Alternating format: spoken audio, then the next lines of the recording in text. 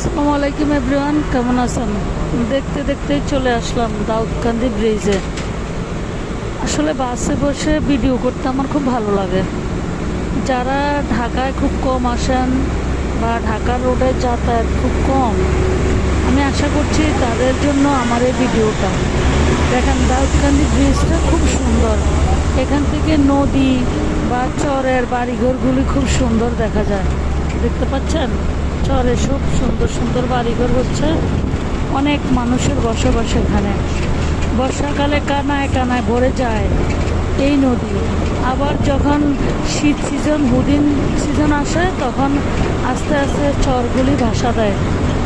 দেখছেন, এই যে দাউদকান্দি ব্রিজ কত সুন্দর। দেখেন, মাঝে মাঝে গাছপালা, বাড়িঘর, আবার ফসলও হয়। দেখেন, এই যে এখানে ফসল ফলানো হয়, দেখা যায় খুব সুন্দর।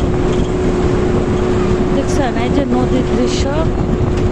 এই যে দাউদকান্দি ব্রিজের ঠিক মাঝামাঝি আমরা এখন, একেবারে মাঝামাঝি। দেখেন, এই যে নদী দেখা যাচ্ছে, খুব সুন্দর।